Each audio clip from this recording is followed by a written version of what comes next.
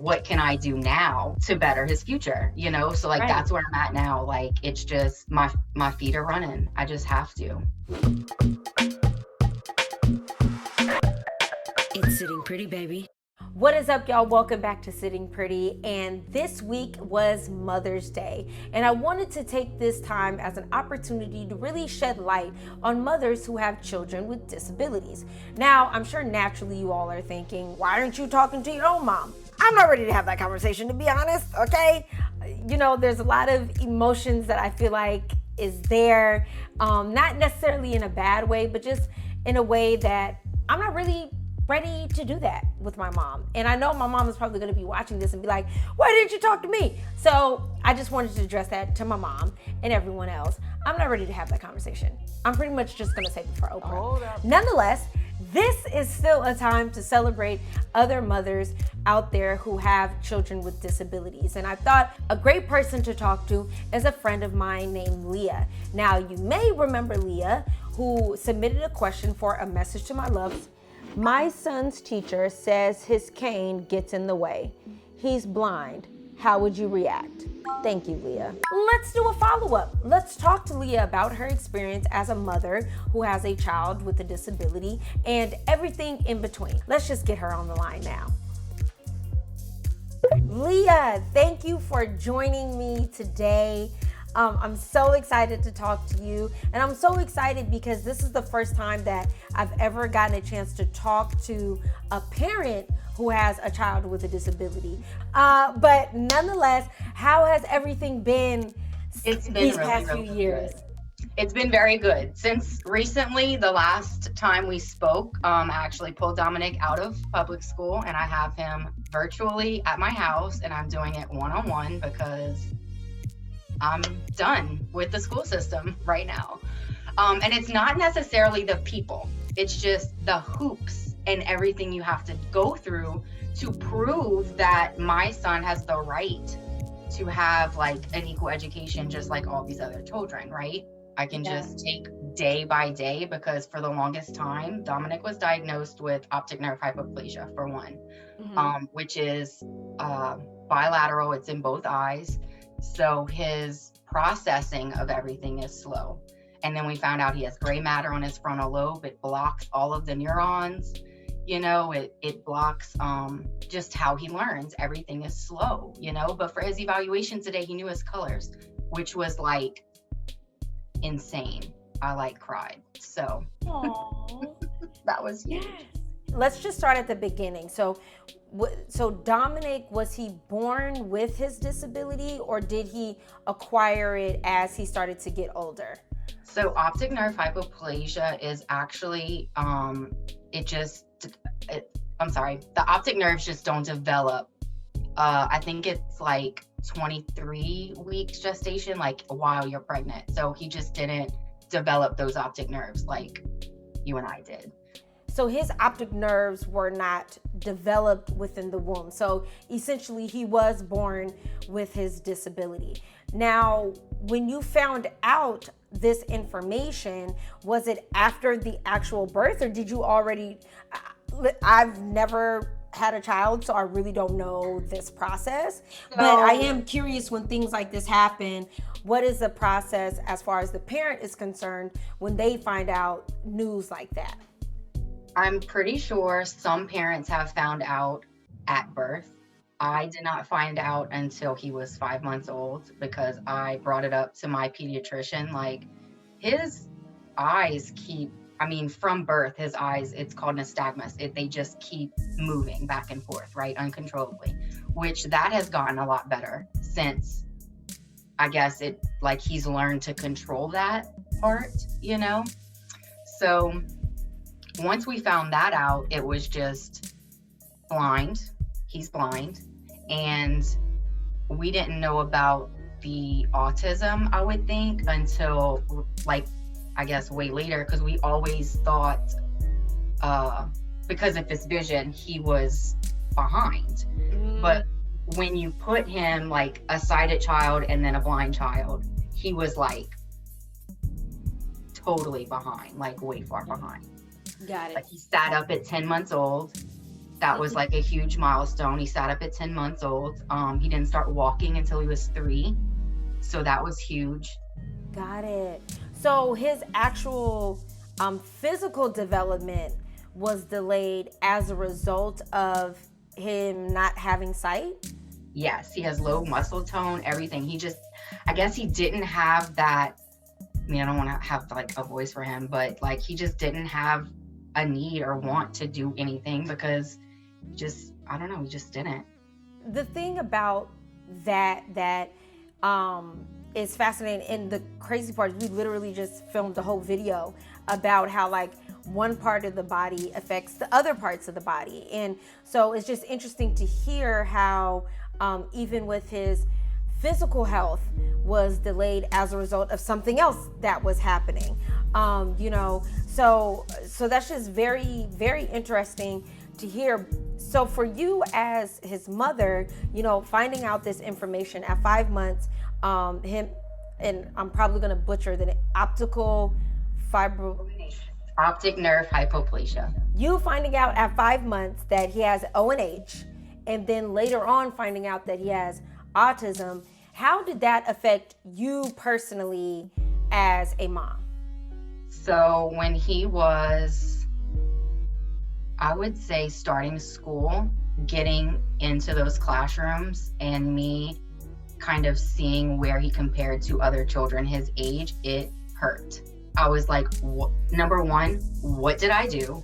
Number two, what am I doing wrong? And why can't I figure this out? Like, why me, right? Right. I went through a huge depression for like 6 years. My doctors put me on this medicine that made me worse, actually. So I was suicidal at one point. Wow. I had to get off of medicine and then get back on the medicine that I'm on now, which is amazing. It actually saved my life. I mean, I'm able to function throughout the day. I'm able to, believe in myself now. I had to change my whole mindset because obviously it's not my fault. There was nothing I could do to make the situation like not happen. So what can I do now to better his future? So like that's where I'm at now. Like it's just my feet are running. I just have to. I love that. And I love to hear that because also this month in May is Mental Health Awareness Month. So to be able to discuss how mental health affected you as a mother of a child with a disability is all very pertinent and relevant. Being able to keep our mental health in a good state, which will then allow, what have been some of the practices that you use as a mother to be able to maintain your mental health, as well as, is there anything that you're doing specifically for Dominic, for him to feel confident within himself as a child with a disability? Yes. Mental health, number one, is so important to me too, because not only did I get my mental health under control, Dominic fed off of that, obviously. So he is now like thriving and learning and doing all of the things that I didn't like. For some reason, I didn't think he would walk for kindergarten graduation. Well, he did it, and he did walk across the stage with his cane, and like it was so nice. The things that I do for my mental health would be wake up before my family in the morning and work out. Like that is my number one thing, is to get out, like get my heart pumping, get my jams going, and I just have to like get in my little mood. Like if I can't wake up happy and really with this look at what we have and look at all we like truly just all together, I don't know, I just have a really good life. And I don't know, I love it. I love it. I think that's all wonderful, right? We all have to have those practices, whether we're a parent or not. Just as an individual, we have to have those practices because, again, those things feed into it. Exactly like what you were saying is once your mental health improved, that affected Dominic. And that's what happens is when we're in a good mood, we're in a good energy, that energy resonates out to others and then they feed off of that. So what are some of the things that Dominic does to, or that you guys have Dominic do? Because how old is Dominic now? He's 8. 8. Okay. So what are some of the things that you guys do for Dominic, or that Dominic does on his own to make himself feel good? What are some of the either practices, or is it like toys? Is it video games? Is it like, what are some of the fun things that Dominic really enjoys that you recognize helps him have better mental health or physical health? Mostly music. He loves movies. He loves swinging for sure, like stimming. And then he loves tearing up paper. Like last night, my husband was setting something up, and he was taking the paper out of the box and he was like tearing it up to pieces. So it's the little things that he just enjoys. I know you talked a lot about the school system, and the last time that we spoke, it was through a message to my loves, which was a previous episode that I posted, where you were explaining a situation that happened with Dominic and his cane being in the classroom. And I know you briefly were speaking about it at the beginning, but can you kind of dive in a little deeper and give us more of like an update of how that went? And I know you said you took him out of public school and started doing virtual learning, so kind of explain that decision and why you felt like that was the best thing to do moving forward. So I just felt like, okay, so we most recently had an IEP and I wanted him out of a regular classroom. He is being tested as a typical child. So he's getting Fs like all across the board because they're testing him like a typical 8-year-old child. So what I wanted was for him to get taken out of that classroom and put into a smaller setting, or like even have like a one-on-one. They have to get on paper that he would qualify, or I guess benefit from a smaller group setting. So that's where we're at right now. I've just taken him out because I just feel like it's pointless for him to be in a classroom doing nothing, sitting and making his noises and stimming and rocking back and forth. At this point in he's going to be in 3rd grade next year. He's just disrupting the class, like he really is. So let's get him to life skills. Like let's get him to dressing himself and putting his socks and shoes on. Like those are the things I want to teach him, not what's the difference between an apple and an orange. And I'm like just not there yet. Yeah, absolutely. And how does, because of the way that Dominic learns, how does that change what you feel is more important for him to learn for his livelihood and his well-being? Because you briefly just touched on it, how it's more important for you to teach him how to dress himself than it is to know the difference between an apple and an orange. And I think that's really, really, really, really important for people to understand, that as parents of children with disabilities, that the things that are important for their children to learn is going to be a totally different curriculum per se than, I hate using normal or average child, but typical. Yeah, we use typical, right? Yeah, typical child. So what are those different things that become more important to you as far as his learning is concerned, that most people may not know about? Yeah, like being alongside his peers, I guess, and tolerating that. Walking in a store by himself, getting groceries, those type of things, life skills. Academics mean nothing to him right now. It's to, walk down a street safely or get into a car by himself, like, independently. It's walking with his cane instead of the para, like pulling him with his hand and like having him, like, what are you doing? Like, for instance, the whole cane situation, it's getting in his way.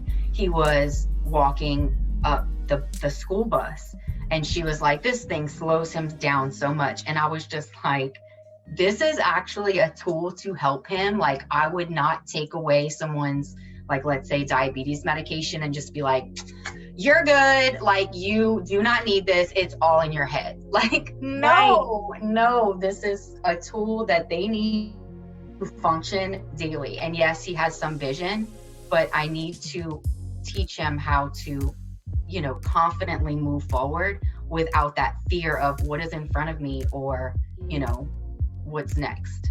Like, what's next? First of all, he has taught me that life is not about, time. Time is so important. Like, time is the most important thing in life to me, because you just don't get that back, like, period. So I appreciate life a little bit more. I appreciate the little moments, like him saying, go see dad is huge. And he's actually been saying that most recently when my husband comes home for the 14 days that he gets to come home. He is like constantly, go see dad, go see dad. And I'm thinking to myself, like, if I would bring you to school, are you saying go see mom? I don't think so. You are not. Of course not. So. I was gonna say, is that dad? No, that's Dominic. Look, hold on. Okay. Hi, Dominic. Hey, hi. What's up, man? You ready for your Fruit Loops? Okay. Yes.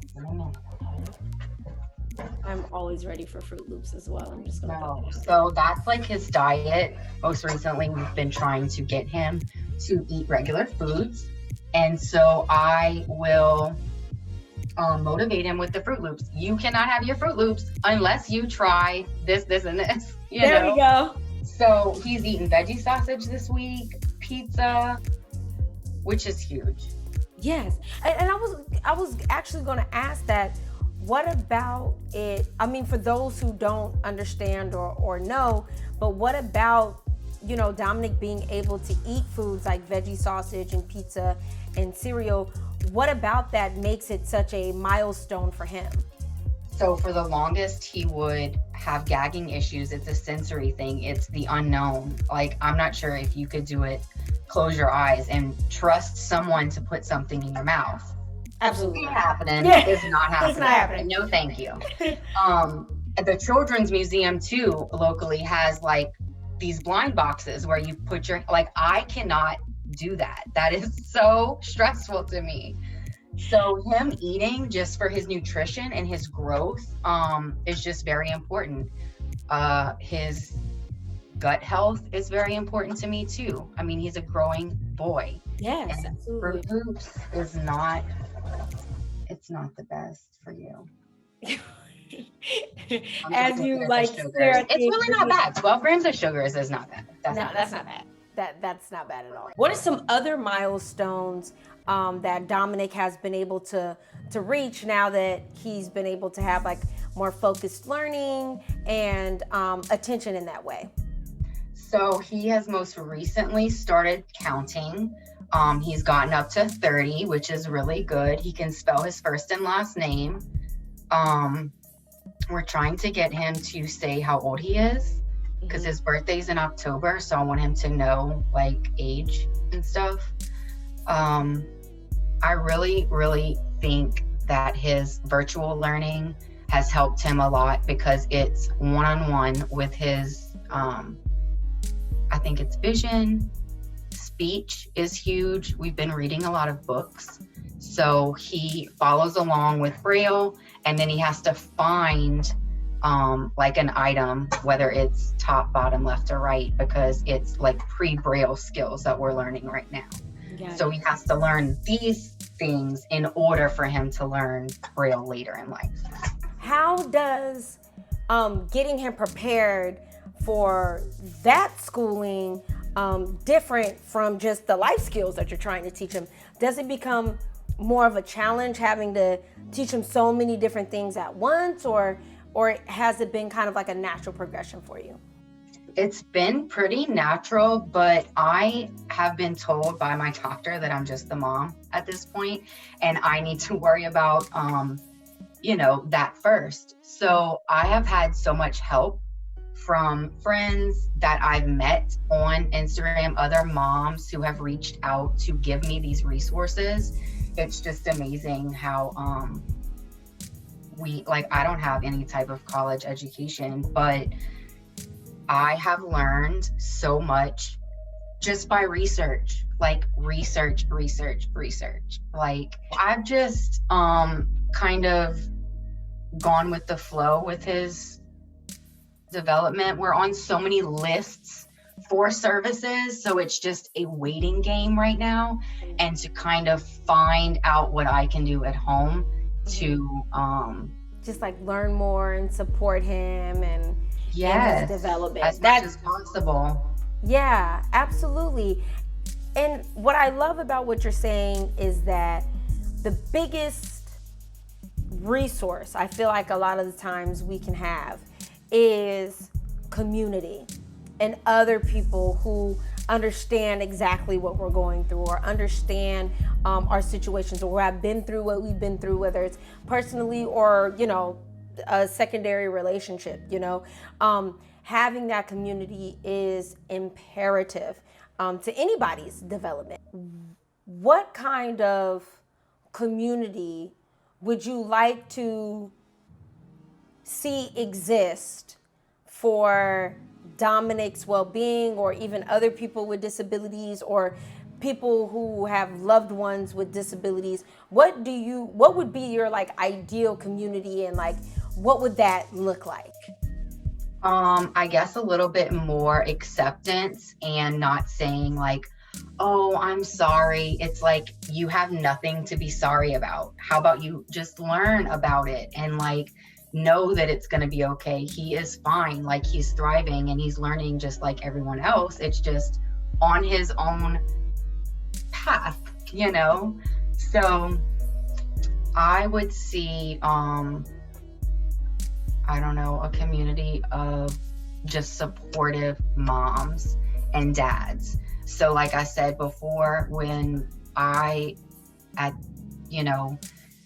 right before we started to do virtual, I was fed up. I could not even speak to the principal at this point because I was so upset, because no one was listening to me. No one was hearing what I had to say, or no one would believe me. It's I think his I don't want to say it or disclose that, but one of his providers had no clue that he had an autism diagnosis.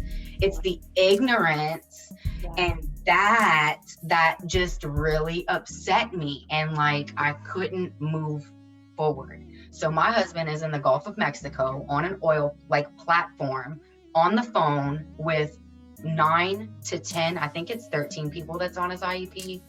Mm-hmm. So, which is an individualized education plan for those that do not know what that is. So it's a meeting that, takes care of everything and all of his goals and objectives that we want for Dominic to meet at the end of the year, and he doesn't reach those objectives.